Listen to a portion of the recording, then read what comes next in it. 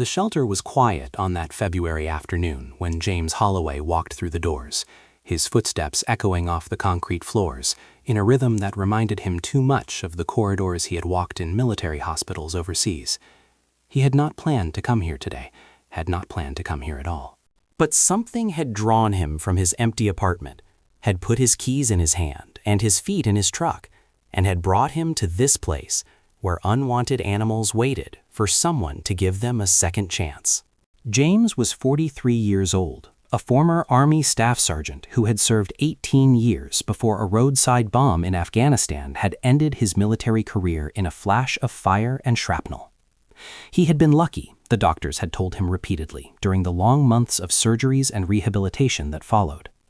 Lucky that the blast had taken only his left leg below the knee and not his life. Lucky that the burns on his arm and torso had healed as well as they had. Lucky that he had survived when two of his closest friends, riding in the same vehicle, had not. James did not feel lucky. He felt hollow, carved out by the explosion that had stolen his sense of purpose along with his limb. The prosthetic leg that the VA had provided was state-of-the-art, allowing him to walk with only a slight limp that most people didn't notice. But the prosthetic couldn't replace what he had lost on the inside, couldn't fill the emptiness that had taken up residence in his chest and refused to leave, no matter how many therapy sessions he attended or how many pills he swallowed. His wife, Amanda, had tried to understand. She had stood by him through the first year of recovery, had held his hand through the nightmares and the surgeries and the long process of learning to walk again. But there was a limit to how long anyone could live with a ghost, and James had become exactly that, a shadow of the man she had married, present in body but absent in spirit. She had left 8 months ago, taking their daughter Sophie with her to her parents' house in Oregon, promising that it wasn't forever, that she just needed time. James knew better. He had seen the relief in her eyes when she drove away, the weight lifting from her shoulders as she escaped the gravity of his grief. Now he lived alone in the apartment they had shared, surrounded by boxes he had never unpacked and memories he couldn't escape. His days followed a routine that was more about survival than living, a series of tasks completed without joy or purpose. Wake up, take pills, eat something, go to therapy, come home, sit in the dark, try to sleep, repeat. The shelter had appeared on his radar through his therapist, Dr. Chen, who had suggested that perhaps James needed something to care for, something that would give him a reason to get out of bed in the morning. James had dismissed the idea at first, had insisted that he was in no condition to take care of himself, let alone another living creature. But Dr. Chen had persisted, had mentioned a program that matched veterans with rescue animals, had left a brochure on his desk that James had pocketed almost without thinking. He had looked at the brochure 100 times over the past week, studying the photographs of dogs and cats and even a few rabbits that were waiting for homes. He had told himself that he was just curious, that he wasn't actually considering taking on the responsibility of a pet. But here he was, standing in the lobby of the Riverside Animal Shelter, his heart pounding with an anxiety that felt out of proportion to the situation. The woman at the front desk was kind, her eyes taking in James's prosthetic leg, and the way he carried himself with the particular alertness that marked veterans of combat zones. She introduced herself as Maria and explained the adoption process in a gentle voice that suggested she understood more about what he was going through than he had expected. "Would you like to look around?" she asked. "See if anyone catches your eye?" James nodded, not trusting his voice. He followed Maria through a door that led to the kennels, a long hallway lined with chain-link enclosures that held dogs of every size and description. The noise was overwhelming at first, a chorus of barks and whines that bounced off the walls and made James's head throb. But he forced himself to keep walking, to look at each animal as he passed, searching for something he couldn't have named if asked. Most of the dogs pressed against the fronts of their cages, tails wagging, eager for attention and affection. They were beautiful animals, healthy and full of life, their eyes bright with hope that today might be the day someone took them home. James felt guilty for not feeling drawn to them, for walking past cage after cage without stopping, for being unable to find the connection that Dr. Chen had promised was possible. And then he reached the end of the row. The cage at the very end of the hallway was set apart from the others, positioned in a corner where the light was dimmer and the noise from the other dogs was muffled. Inside it was a dog unlike any of the other dogs James had passed. This animal wasn't pressing against the cage door, wasn't wagging its tail, wasn't doing anything to attract attention.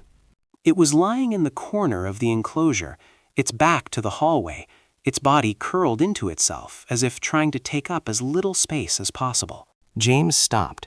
Something about the dog's posture, the way it seemed to have given up on being noticed, resonated with a part of himself that he rarely acknowledged. He approached the cage slowly, carefully, and as he got closer, he began to see the details that the dim light had initially hidden. The dog was a German shepherd, or had been before whatever had happened to it. Its left ear was gone, not cropped but removed, leaving only a ragged scar where it had once been. Its coat, which should have been thick and lustrous, was patchy and dull, marked with the distinctive patterns of healed burns that James recognized all too well. And its back left leg, the one visible from James's position, ended in a stump that was wrapped in a clean white bandage. 3 legs. The dog had 3 legs, just as James had. Maria had come to stand beside him, her expression a mixture of sadness and something that might have been hope. "That's Sargent," she said softly. "He came to us about 6 months ago. The previous owner was arrested for animal abuse. By the time we got to Sargent, he was half-starved and badly injured. The vet had to amputate the leg to save his life." James felt something shift inside him, a crack in the wall he had built around his heart. Sargent? That's what they were calling him when he came in. We don't know his real name, if he ever had one. He was probably used for fighting, based on his injuries and his behavior when he first arrived. He was aggressive, terrified of everyone who came near him. We thought we might have to... Maria trailed off, unable to finish the sentence. "But you didn't," James said. It wasn't a question. "No. Our head vet, Dr. Patterson, she refused to give up on him. She worked with him every day for months, and gradually he started to trust her. He's not aggressive anymore, just withdrawn. He doesn't interact with the other dogs, doesn't show interest in the people who come to look at him. Most adopters want a dog that's happy and healthy, that will fit right into their family. Sargent isn't that dog." James nodded slowly, understanding more than Maria realized. "Can I go in?" Maria hesitated. He's never hurt anyone, not since those first weeks, but he doesn't really respond. We've had a few people try to connect with him, and he just ignores them. Dr. Patterson thinks he's given up on finding a home. "I know what that feels like," James said quietly. "Can I go in?" Maria studied him for a long moment, then nodded. She unlocked the cage door and held it open, stepping aside to let James enter. "I'll be right here if you need me," she said. James stepped into the cage, moving slowly, keeping his movements predictable and non-threatening. The dog didn't react, didn't even lift its head to look at him. It just lay there, breathing slowly, its remaining ear flat against its skull in a posture of complete resignation. James lowered himself to the floor, his prosthetic leg making the movement awkward but not impossible. He sat against the wall opposite the dog, maybe 5 feet away, and said nothing. He didn't reach out, didn't make the cooing noises that people usually made when approaching animals. He just sat there, sharing the space, asking for nothing. Minutes passed. The noise from the other dogs faded into background static as James focused on his breathing, on being present in this moment with this creature who had suffered as he had suffered. He didn't know what he expected to happen, didn't know if anything would happen at all, but he knew that he wasn't ready to leave, that something was holding him in this cage with this broken dog who had given up on the world. After perhaps 10 minutes, Sargent moved. It was a small movement, just a shift of the head, a turning of the neck, that allowed the dog to see James with its one good eye. The eye was brown, deep and dark, filled with a pain that James recognized because he saw it every time he looked in a mirror. They looked at each other, man and dog, both wounded, both discarded, both wondering if there was any reason to keep trying. James didn't look away, didn't flinch from the assessment that the dog was making. He let Sargent see him, all of him, the scars and the prosthetic, and the emptiness that had become his constant companion. And something passed between them in that moment, a recognition that transcended species, an understanding that required no words. James didn't know if it was real, or if he was imagining it, projecting his own feelings onto an animal that was probably just looking at a stranger with the wariness that abuse had taught it. But it felt real. It felt like the first real thing he had felt in a very long time. "I know," James said softly, breaking the silence. "I know what they did to you. Not the specifics, but I know. I know what it's like to be hurt so badly that you're not sure if you want to survive. I know what it's like to lose parts of yourself that you'll never get back. And I know what it's like to wonder if anyone will ever see past the damage to whatever's left inside." Sargent's remaining ear twitched, a small response that might have meant nothing or might have meant everything. "I'm not going to make you any promises," James continued. "I'm barely holding myself together most days. I don't know if I can be what you need, if I can give you the kind of life you deserve. But I'm here. I'm not going anywhere. And if you're willing to try, I am too." The dog held his gaze for another long moment. Then, slowly, painfully, it began to move. Not toward James, not yet, but its posture shifted, its body uncurling slightly, its head lifting a few inches off the floor. It wasn't much, wasn't the kind of dramatic response that might have happened in a movie, but it was something. It was a beginning. James stayed in that cage for 2 hours. He talked sometimes, sharing stories from his life, from his military service, from the dark months that had followed his injury. Other times he was silent, just sitting with Sargent, letting the dog get used to his presence. Maria checked on them periodically, her expression shifting from concern to surprise to something like wonder as she watched the connection forming between the wounded man and the wounded dog. When James finally left, it was only because the shelter was closing. He promised Sargent that he would be back, that he wouldn't abandon him, that this was just the beginning of something. The dog watched him go with an expression that James couldn't quite read, but that seemed less hopeless than it had been when he first arrived. He was back the next day, and the day after that, and the day after that. He came every afternoon, spending hours with Sargent, sitting in the cage, talking and being silent, slowly building the trust that abuse had destroyed. Dr. Patterson, the veterinarian who had saved Sargent's life, began to notice the changes in the dog's behavior. He was eating more, moving more, showing interest in his surroundings for the first time since his rescue. When James was in the cage with him, Sargent would sometimes inch closer, reducing the distance between them by imperceptible degrees. 2 weeks after their first meeting, James applied to adopt Sargent. The process was thorough, involving home visits and interviews, and multiple references who could vouch for his character and stability. Maria warned him that Sargent would require significant ongoing care, that his physical and emotional wounds would need attention for the rest of his life. James just nodded, understanding in a way that no amount of explaining could convey. The adoption was approved on a Tuesday in early March, exactly 1 month after James had first walked through the shelter doors. He arrived that afternoon with a new bed, new bowls, new toys, and a heart that was beating with something that felt almost like hope. Sargent was waiting for him, standing at the front of the cage for the first time since James had known him. The dog's tail wasn't wagging, wasn't even raised, but his body language was different, alert, expectant, as if he knew that something important was about to happen. Maria opened the cage door, and James stepped inside. He knelt down, bringing himself to Sargent's level, and held out his hand. The dog approached slowly, still cautious, still wary, but moving towards James with a determination that made the staff members watching wipe their eyes. Sargent's nose touched James's palm, a soft brush of contact that sealed something between them.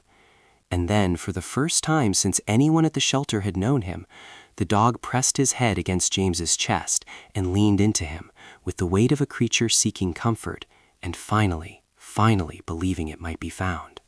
James wrapped his arms around Sargent and held him, feeling the dog's body tremble against his, feeling the scars beneath the patchy fur, feeling the bond that was forming between two broken beings who had somehow found each other. The tears that ran down his face were the first he had cried since Amanda left, the first that weren't about his own pain, but about something larger. something shared. "Let's go home," James whispered. "Let's go home together." The first weeks were difficult, harder than James had anticipated, despite all the warnings he had received. Sargent was not a normal dog, would never be a normal dog, and the trauma he carried manifested in ways that were sometimes frightening and always heartbreaking. He was terrified of loud noises, cowering and shaking at the sound of doors slamming or cars backfiring. He couldn't be around other dogs without becoming distressed, the memories of whatever fighting he had been forced to do too fresh, even after months of rescue. He wouldn't eat if James was watching, would wait until he was alone, and then devour his food as quickly as possible, a behavior that spoke of meals interrupted, of punishments delivered, of scarcity that had become expectation. And he didn't sleep at night, not really. James would hear him pacing in the small hours, the click of his 3 legs on the hardwood floor a constant reminder of the dog's restless vigilance. Sargent seemed convinced that danger was always imminent, that the peace he was experiencing was temporary, that at any moment the cruelty would resume, and he would need to be ready. James understood.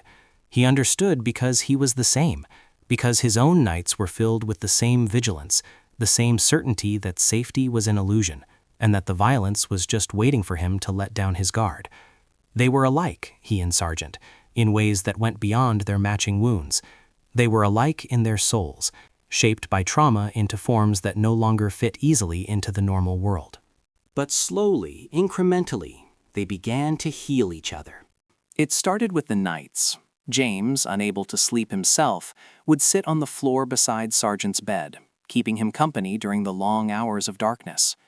At first, the dog would continue pacing, unwilling to rest even with James nearby. But eventually he began to settle, to curl up on his bed while James sat with his back against the wall, and to close his eyes for a few minutes at a time. Those minutes became hours. Sargent learned that the nights in this home were safe, that no one was going to hurt him while he slept. And James, sitting there in the darkness with a warm body near him, found that his own vigilance began to fade, that the hyper-arousal that had plagued him since Afghanistan began to soften into something more manageable.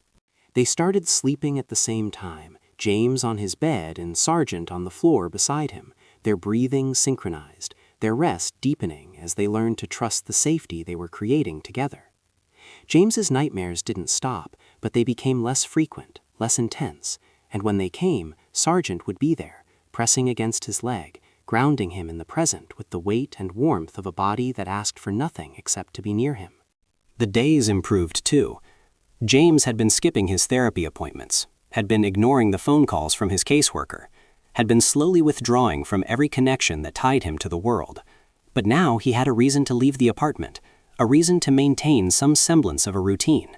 Sargent needed to go outside, needed to be fed, needed the structure that came with caring for another living being. They developed rituals together, morning walks through the quiet neighborhood, Sargent's 3-legged gait surprisingly graceful, his one good ear swiveling to catch every sound. Afternoon naps on the couch, the dog's head resting on James's lap while they both dozed in the warm sunlight. Evening training sessions, gentle and patient, rebuilding the skills that abuse had stripped away and teaching new ones that would help Sargent navigate the world. The dog was smart, far smarter than anyone at the shelter had realized. He learned commands quickly, once he understood that obedience wouldn't be punished, that treats and praise were the only responses his efforts would elicit. He learned to walk on a leash, to sit and stay and come, to trust that the world wasn't always hostile. And he learned to love James with a devotion that grew deeper every day, a bond that was forged in shared pain and strengthened by the healing they were finding together. 3 months after the adoption, James made a phone call he had been avoiding for nearly a year. Amanda answered on the 3rd ring, her voice cautious, uncertain why her estranged husband was reaching out after months of silence. "I wanted to tell you about something," James said. "I adopted a dog." The conversation that followed was tentative, awkward, filled with long pauses and half-finished sentences. But it was a conversation, the first real one they had had since Amanda left. James told her about Sargent, about the shelter and the abuse, and the connection that had formed between them. He told her about the changes he was experiencing, the therapy he was finally taking seriously, the glimmers of hope that were beginning to break through the darkness. Amanda listened, and for the first time in a long time, she heard something in his voice that she had thought was gone forever. She heard life. She heard a man who was fighting his way back from the abyss, who had found something worth fighting for. "Can I meet him?" she asked. "Can Sophie meet him?" The reunion was scheduled for 2 weeks later, giving James time to prepare and to help Sargent adjust to the idea of new people in their space. It was a risk, he knew. Sargent had made progress, but he was still wary of strangers, still prone to retreating into himself when overwhelmed. Introducing Amanda and Sophie could undo months of work if it wasn't handled carefully. But it was also necessary. James wanted his family back, wanted to be the father and husband he had been before the explosion had shattered everything. He couldn't do that without showing them who he was becoming, and Sargent was central to that identity now. They arrived on a Saturday afternoon, Amanda's car pulling into the parking lot of James's apartment complex with a hesitance that reflected her own uncertainty about this meeting. Sophie, now 8 years old, tumbled out of the back seat with the energy that only children possessed, her eyes immediately scanning for the dog she had heard so much about. James met them at the door, Sargent at his side. The dog was tense, his body pressed against James's leg, his one good ear flattened in anxiety. But he didn't retreat, didn't hide, didn't show any of the aggressive behaviors that had marked his early days at the shelter. He just watched, wary but willing to give these new humans a chance. Sophie approached slowly, her instincts apparently telling her that this dog needed gentleness. She stopped a few feet away and knelt down, making herself smaller, less threatening. "Hi, Sergeant," she said softly. "My daddy told me about you. He said you're very brave." Something in the dog's posture shifted. His ear lifted slightly, his body relaxed a fraction, his eyes focused on this small human who was speaking to him with such kindness. He took a tentative step forward, then another, until his nose was almost touching Sophie's outstretched hand. "He likes you," James said, his voice thick with emotion he was trying to control. "He doesn't usually warm up to people this fast." Sophie giggled as Sargent sniffed her fingers, then pressed her palm gently against his muzzle. The dog's tail, which had been tucked against his body, began to wag. Not enthusiastically, not the full-body expression of joy that healthy dogs displayed, but a movement that spoke of pleasure and acceptance, and maybe even the beginnings of trust. Amanda watched the scene with tears in her eyes. She had expected many things from this visit, but she hadn't expected to feel the hope that was blooming in her chest, the sense that maybe, just maybe, the man she had married wasn't gone forever after all. They spent the afternoon together, the four of them, eating lunch and talking, and slowly rebuilding the connections that had been severed by James's withdrawal into grief. Sargent stayed close, positioned between James and Sophie, his body relaxed in a way that he had never shown with anyone except James. He seemed to understand that these people were important, that they were part of the family he was joining, and he accepted them with a grace that surprised everyone.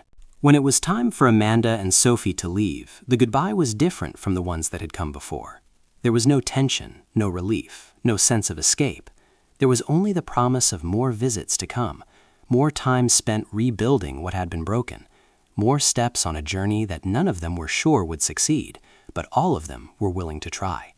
"Thank you," Amanda said to James as she stood at the door, "for calling, for showing me that you're still in there somewhere." James nodded, unable to trust his voice. He reached down and put his hand on Sargent's head, drawing comfort from the dog's solid presence beside him. "We're both still in here somewhere," he said finally. "We're both trying to find our way back." The months that followed were a gradual restoration, a slow rebuilding of a life that James had thought was beyond repair. He continued his therapy, finally engaging with the process instead of just going through the motions. He reconnected with friends he had pushed away, apologizing for his behavior and working to repair the damage he had done. And he began to explore the possibility of returning to work, of finding a purpose beyond mere survival. Through it all, Sargent was at his side. The dog's own recovery continued, his trust deepening, his personality emerging from the shell that abuse had created. He had a playful streak that surprised everyone, a love of tennis balls and squeaky toys that was at odds with his serious demeanor. He was gentle and patient with Sophie, who had become his favorite human after James, allowing her to climb on him and hug him and dress him in ridiculous outfits without complaint. And he was a constant source of comfort for James, always there when the darkness threatened to return, always ready to ground his human in the present. But it was what Sargent did on an ordinary Thursday in October that would change everything, that would reveal the depth of the bond between them and touch the hearts of everyone who witnessed it. James had been having a bad day, one of those days when the memories of Afghanistan felt closer than usual, when the faces of his dead friends seemed to hover at the edge of his vision, when the guilt and grief that he usually kept contained threatened to overwhelm him. He had tried all his coping strategies, the breathing exercises and the grounding techniques and the physical movement that usually helped, but nothing was working. The darkness was closing in, and he could feel himself starting to spiral. Sargent noticed. The dog had developed an almost supernatural ability to sense James's emotional state, to detect the subtle changes in body language and scent that indicated distress. He had interrupted many difficult moments in the months they had been together, had learned to intervene before James fell too far into the abyss. But this time was different. This time, instead of just pressing against James's leg or resting his head on his lap, Sargent did something that he had never done before. He went to the bedroom and retrieved James's phone from the nightstand where it had been charging. He carried it in his mouth, limping back to where James sat on the couch, and dropped it in his lap. Then he sat down and looked at James with an expression that was unmistakably intentional. James stared at the phone, then at the dog, not understanding what Sargent was trying to tell him. The dog nudged the phone with his nose, then looked at James again, his meaning becoming clearer. Call someone. Get help. Don't try to do this alone. James didn't know how Sargent understood what he needed, didn't know how a dog who had never been trained for service work had developed this ability to respond to his crisis. But he understood the message, understood that his dog was telling him to reach out, to connect with the people who cared about him, instead of suffering in isolation. His hands trembling, James picked up the phone and called Amanda. She answered immediately, her voice warm but worried. "James, is everything okay?" "No," he admitted, the word coming out as barely a whisper. "No, I'm not okay. I'm having a really bad day, and I don't know what to do." The silence on the other end of the line was brief, but James could hear Amanda making a decision, could hear her priorities shifting. "I'm coming over," she said. "I'll be there in 30 minutes. Can you stay on the phone with me until I get there?" "I think so. Sargent." James looked at the dog, who was watching him with those deep brown eyes. "Sargent brought me my phone. He made me call you." "That dog," Amanda said, her voice catching. "That amazing dog. I'm so glad you found him, James. I'm so glad you found each other." She stayed on the phone for the entire drive, talking about everything and nothing, keeping James connected to her voice and to the world outside his own head. When she arrived, she found him on the couch with Sargent pressed against his side, the dog's presence an anchor that had kept James from drifting too far into the darkness. They sat together for hours, talking about the hard things, the fears and the guilt and the grief that James had been carrying for so long. Sargent stayed with them, moving between them, offering comfort to both. And by the time the evening came, something had shifted. Some barrier had been breached that had been keeping James and Amanda apart. "I want to come home," Amanda said. "I want to try again. I know it won't be easy, and I know we have a lot of work to do, but I want to try, if you do." James looked at her, at this woman who had been his partner for 15 years, who had weathered so much with him and for him. He looked at Sargent, the dog who had brought them back together, who had somehow known what James needed, even when James himself didn't know. "I want to try," he said. "I want to be a family again."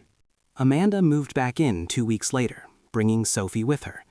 The apartment that had been so empty for so long was suddenly full of life, full of laughter and arguments and all the noise that came with a family. Sargent adjusted to the changes with remarkable grace, accepting the new additions to his pack as if they had always been there. But it was his relationship with Sophie that captivated everyone who saw them together. The girl and the dog became inseparable, partners in adventures that ranged from the backyard to the local park to the imaginary worlds that Sophie created in her mind. Sargent was her protector and her playmate, her confidant and her best friend. The trauma that had defined him for so long seemed to melt away when he was with her, replaced by a joy that was pure and uncomplicated. Sophie's school had a program where parents could volunteer to bring animals for presentations about pet care and responsibility. Amanda mentioned it one evening, wondering if Sargent might be up for such an event. James was skeptical, worried that the noise and chaos of a room full of children would be too much for the dog, who had been forced to fight for his survival. But Sophie was determined. "Sargent wants to meet my friends," she insisted, with the certainty that only an 8-year-old could muster. "He wants to show them that dogs who look different can be the best dogs of all." They decided to try it, with careful preparation and the understanding that they would leave immediately if Sargent showed any signs of distress. James worked with the dog in the weeks leading up to the presentation, gradually exposing him to louder environments and larger groups of people, building his confidence step by step. The day of the presentation arrived, and James drove to Sophie's school with Sargent in the back seat, his stomach churning with anxiety. He had faced combat, had survived explosions and firefights, but the prospect of standing in front of a room full of third graders with his 3-legged, one-eared dog was somehow more terrifying than any of that. Sophie met them at the door, practically vibrating with excitement. She led them to her classroom, where 25 children sat in a semicircle on the floor, their eyes wide with curiosity. The teacher, a young woman named Miss Patterson, welcomed them warmly and invited James to take a seat at the front of the room. Sargent walked beside him without hesitation, his posture calm, his remaining ear relaxed. He seemed to understand that this was important, that he was being asked to represent something larger than himself. When James sat down, Sargent sat beside him, surveying the room with an expression that was alert but not anxious. "This is Sargent," Sophie announced to her classmates, her voice bursting with pride. "He's my daddy's dog, and he's the bravest dog in the whole world." The children had questions, dozens of them, about why Sargent only had 3 legs, and why his ear was missing, and whether he could run and play like other dogs. James answered them honestly, explaining about the abuse that Sargent had suffered and the rescue that had saved his life. He talked about the shelter and the rehabilitation and the slow process of building trust between 2 wounded beings. "Sargent and I are alike in a lot of ways," James said, rolling up his pant leg to show the children his prosthetic. "We both got hurt, and we both had to learn how to live with our injuries. But we don't let our injuries stop us. We just find new ways to do the things we want to do." The children were fascinated, their fear of the unusual-looking dog replaced by empathy and admiration. When James invited them to come up and pet Sargent one at a time, they formed an orderly line and approached with a gentleness that surprised him. Each child patted the dog softly, told him he was a good boy, and returned to their seat with a smile on their face. Sargent accepted the attention with patience and grace, leaning into the pats, licking a few hands, even wagging his tail in a way that he rarely did with strangers. He seemed to understand what was being asked of him, seemed to recognize that these small humans needed to see that differences didn't have to be frightening. When the presentation was over, Miss Patterson approached James with tears in her eyes. "Thank you," she said. "I have students in this class who struggle because they look different, or learn different, or come from difficult backgrounds. Seeing Sargent, hearing your story, it meant so much to them. You've given them something precious today." James hadn't expected the presentation to be anything more than a favor for his daughter. But as he walked out of the school with Sargent at his side, he realized that something larger was happening. The wounded dog who had been discarded by the world was becoming a symbol of resilience, a living example of the power of love and patience to heal even the deepest scars. The requests started coming in soon after. Other schools wanted Sargent to visit. A local veterans organization asked if James would speak at their next meeting. A reporter from the regional newspaper called, wanting to do a story about the veteran and his rescue dog. What had started as a simple adoption had grown into something that neither James nor Sargent could have anticipated. James was reluctant at first. The attention made him uncomfortable, the spotlight feeling too much like exposure after years of trying to be invisible. But Dr. Chen, who continued to meet with him regularly, pointed out that sharing his story might help others who were struggling as he had struggled. "You found Sargent when you needed him most," she said. "Maybe sharing that experience can help someone else find what they need." The newspaper article was published on a Sunday in December, accompanied by a photograph of James and Sargent sitting on the couch in their now crowded apartment, Sophie curled up between them. The headline read, "Wounded Warriors Find Healing Together," and the story told the tale of a veteran and a dog who had both been broken by their experiences but had found restoration in each other. The response was overwhelming. Thousands of people read the article and shared it on social media. Comments poured in from other veterans, from abuse survivors, from anyone who had ever felt discarded by the world and wondered if they could find their way back. The shelter that had housed Sargent reported a surge in adoption applications, with many people specifically requesting dogs with disabilities or behavioral challenges. James read every comment, every message, every email that came in. Most were supportive, expressions of gratitude and solidarity that touched him deeply. But one stood out from the rest. A message from a woman named Patricia, whose son had served in Iraq and was now struggling with the same demons that had plagued James. "My son came home 2 years ago, but he never really came home," Patricia wrote. "He's been lost ever since, locked inside himself, pushing everyone away. I've been so scared that we're going to lose him. But when I read your story, when I showed it to him and watched something flicker in his eyes for the first time in months, I felt hope. He's agreed to visit the shelter next week to see if maybe a dog could help him the way Sargent helped you. Thank you for sharing your story." Thank you for giving us a reason to believe. James showed the message to Amanda, who cried as she read it. This was what they had been working toward, whether they had known it or not. This was the purpose that had been waiting for James on the other side of his healing. He began to reach out more actively, connecting with veterans organizations and animal rescue groups, helping to build programs that matched struggling veterans with dogs in need of homes. The work was meaningful in a way that nothing had been since before his injury, a way to transform his pain into something that could help others. Sargent was at the center of all of it, the living proof that healing was possible. He visited hospitals and therapy groups, rehabilitation centers and homeless shelters.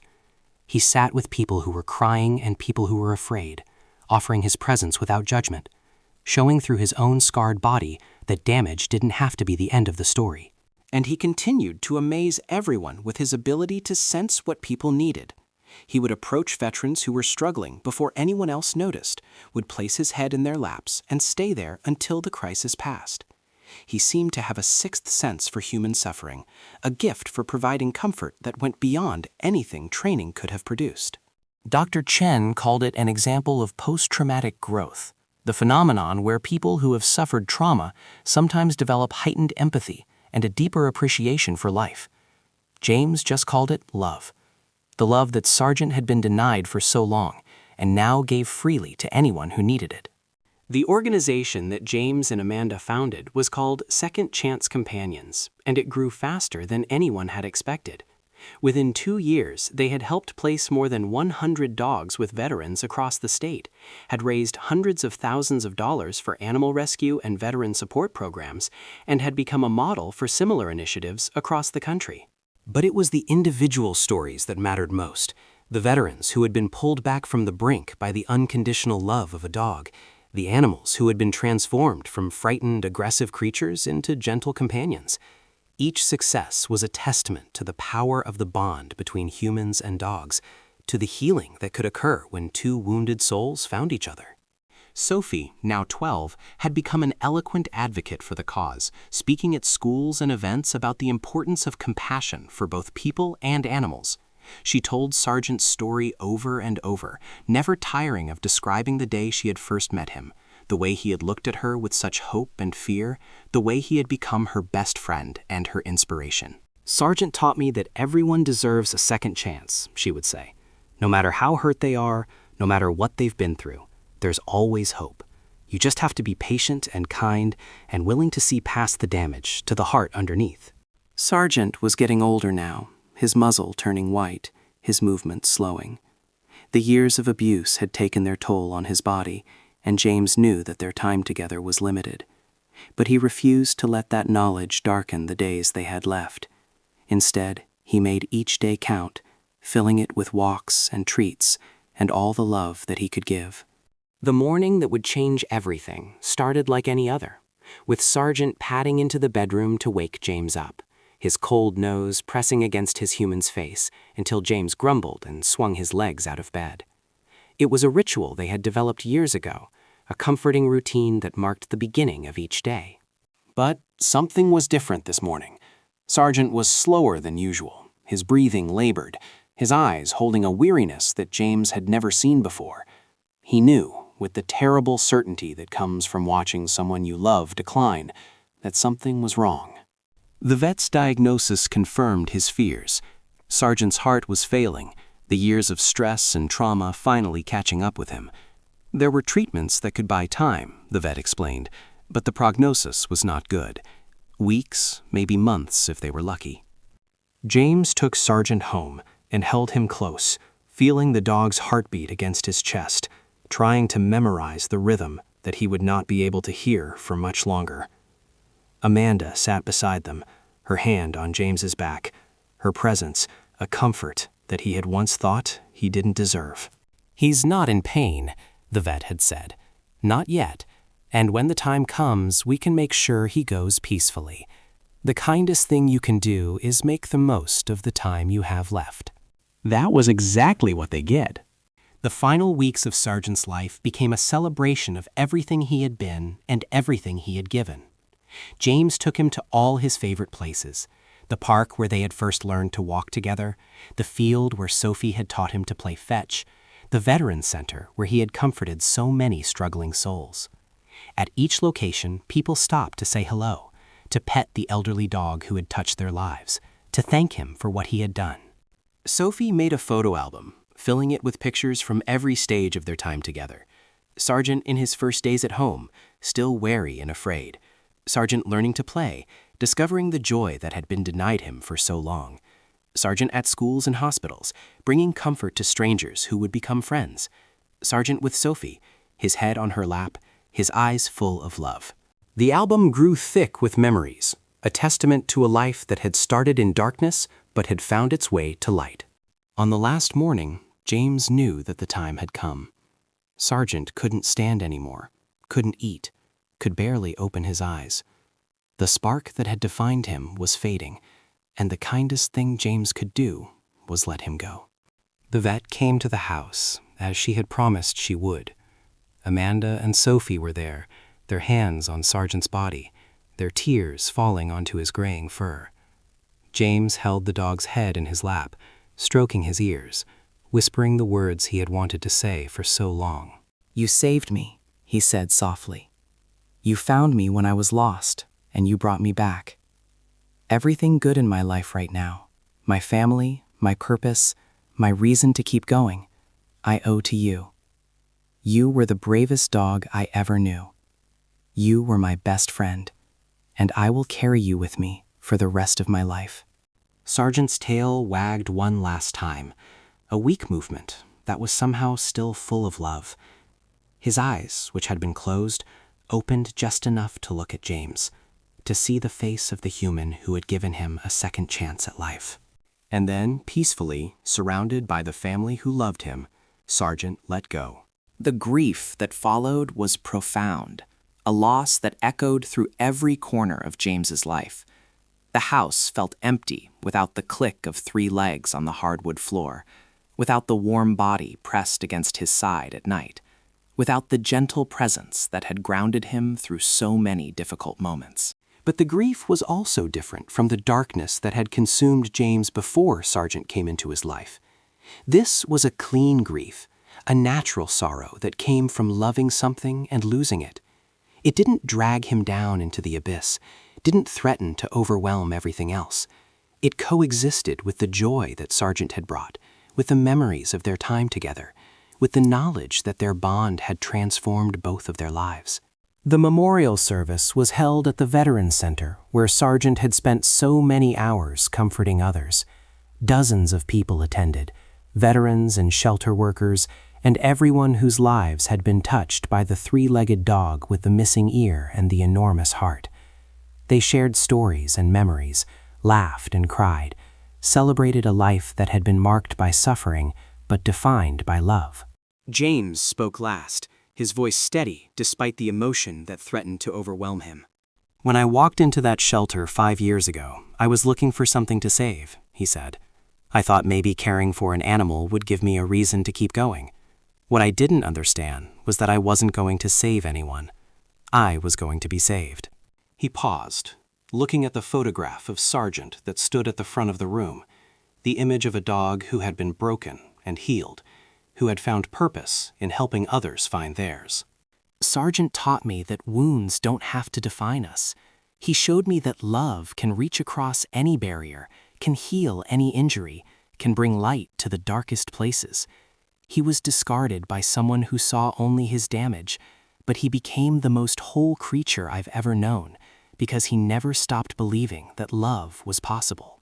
James looked out at the faces of the people who had gathered to remember his dog, veterans with their own scars, volunteers who had dedicated their lives to helping others, children who had learned compassion from a dog who had every reason to be bitter and afraid. "Sargent broke my heart," he continued. "When I watched him struggle through his fear and trauma, my heart broke. When I saw him open himself to love despite everything that had been done to him, my heart broke. When I held him at the end, when I felt his last breath leave his body, my heart broke again. But here's what I've learned. Sometimes our hearts need to break. Sometimes they need to crack open so that they can grow larger, so that they can hold more love than they could before." He took a deep breath, feeling the truth of his words settle into his bones. "Sargent is gone now, but what he gave me, what he gave all of us, that lives on. Every time a veteran reaches out for help instead of suffering in silence, that's Sargent. Every time a wounded animal gets a second chance, that's Sargent. Every time someone chooses compassion over judgment, love over fear, hope over despair, that's Sargent.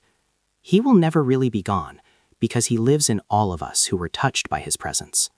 The service ended with a moment of silence, a collective acknowledgement of what had been lost and what had been gained.